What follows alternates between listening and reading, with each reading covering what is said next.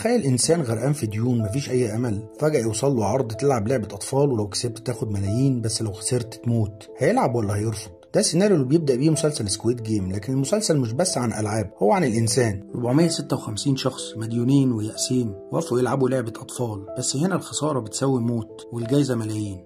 ليه وافقوا؟ عشان بره اللعبة الحياة أصعب من الموت؟ يمكن. نيتشه قال الإنسان بيدور على القوة مش الصح والغلط، وده اللي شفناه. اللي بيكذب ويخون هو اللي كان بينجو. هوبز قال الإنسان ذئب لأخيه الإنسان، وده ظهر أول ما القانون اختفى وبدأوا يقتلوا في بعض حتى بره اللعبة. روسو كان شايف العكس، إن الإنسان طيب بطبعه، وده ظهر لما ناس ضحت ووثقت حتى وهم عارفين إنها ممكن تكون آخر لعبة. فرويد قال إن تحت القناع غرائز بدائية، وفي اللعبة القناع سقط. وماركس شاف ان الرأسمالية بتحول الانسان لأداة، واللعبة كانت عرض والناس بتموت علشان الاغنياء يتسلوا. كويت جيم مش دراما، ده سؤال مفتوح. هو الانسان فعلا حر؟ ولو كنت انت كنت هتلعب ولا هتحاول توقف اللعبة؟